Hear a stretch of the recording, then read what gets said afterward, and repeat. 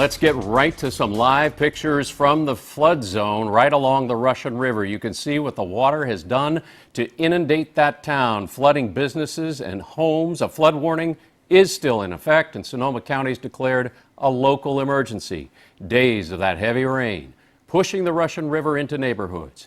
Here's the very latest on the river level. The Russian River in Guerneville is expected to crest at 10 o'clock tonight, nearly 46 feet, and that would be its highest level since 1997. 3,600 people are under evacuation orders. They live in 24 communities along the river, from Jenner to Wilson Grove.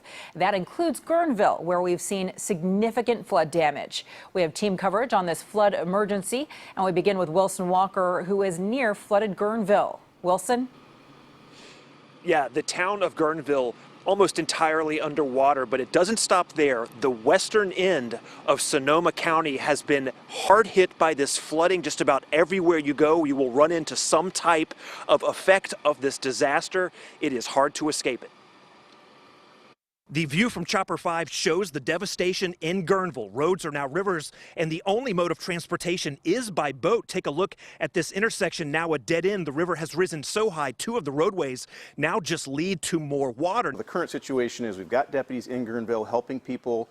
The evacuation time really has passed. We're not able to evacuate any more people out of Guerneville because the water has risen and the roads are impassable. These people did not evacuate. We spotted them on a rooftop, one woman sitting in her lawn chair. Now, we did catch up with one couple who did get out. These things are fast changing, and you do need to pay attention. This is the 3rd time we've been evacuated over the last 3 or 4 months in different parts of California, but that's life. The force of the water that came through here strong enough to make this home crumble. You can see that the water and American flag still standing outside. And check this out, a CHP rescue chopper landed on the only dry spot in downtown Guerneville, a street surrounded by water.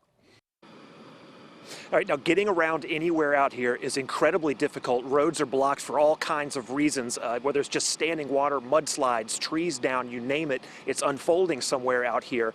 Now, we showed you Guerneville right there, which is clearly seeing the worst of this. Come back up the river a little bit, you get to a town like Forestville. Now, I went through there and ran into Craig and Jane Cochran. They pulled their canoe down their driveway and gave us a little tour of their town today.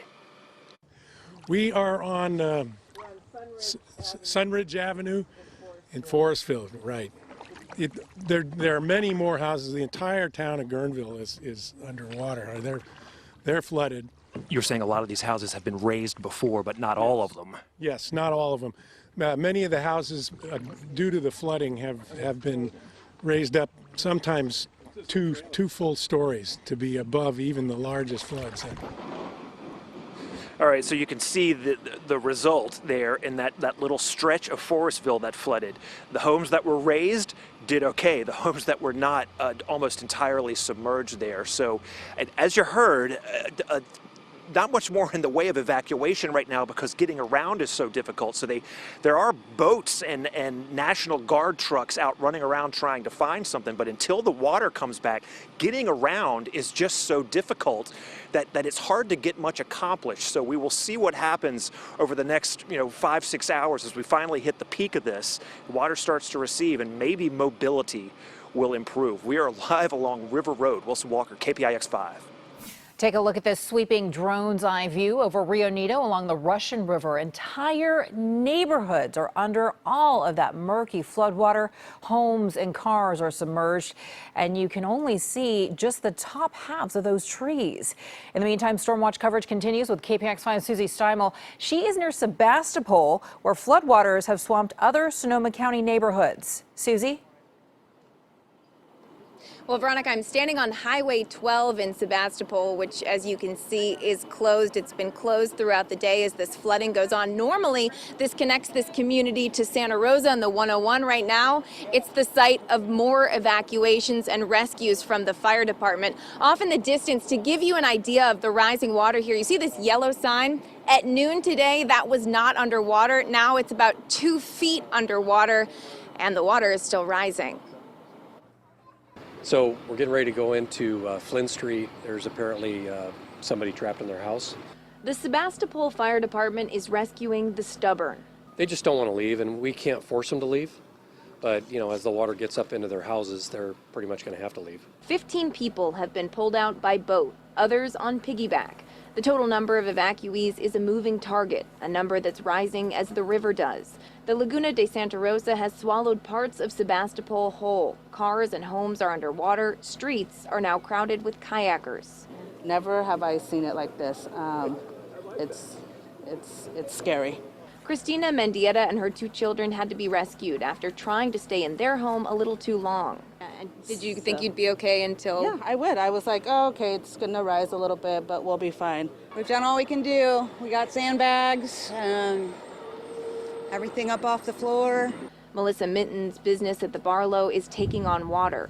Sebastopol has been through floods like this in '86 and '95, but Melissa has only been here 5 years, and the steady march of the rising river caught her off guard. Well, we don't have power. We're going to lose all of our perishable stuff, and what's insurance going to do, and how long is it going to take, and the cleanup. When can we open again for business? Back out here live, here's another look at Highway 12 for you. That bridge is well underwater. It's been like that all day. Just beyond that is a mobile home park where there have been a lot of evacuations. Some people have just been wanting to stay in their homes, and the fire department is knocking on doors right now telling people it's a good idea to get out before the sun goes down. Veronica.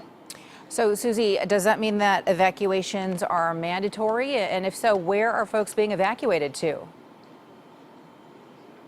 So they have said mandatory evacuations in some parts of Sebastopol because there's no power, the water's rising, and they think it's just too dangerous. So in some cases, they are mandatory evacuations that are going on. There is an evacuation center down the street. It's just a half a mile from where we're standing. A lot of people from Guerneville are already in there, and there's still more space. They're expecting it might fill up tonight. Wow, it is just devastating. Susie Steimel live for us in Sebastopol tonight. Susie, we appreciate it. Thank you. And the Napa River is also overflowing at this hour. It crested this afternoon at 26.5 feet. Now, the good news, it is dropping and should be below flood stage by 7 o'clock. We've seen trouble around Napa County all day. Oakville Grade Road between the Silverado Trail and the Napa River is closed because of high water. But that didn't stop drivers from barreling through anyway. And then just south of St. Helena, a road is closed because of this fallen tree. CHP says Zinfandel Lane to Pope Street is closed. There is no estimate for when that road will reopen.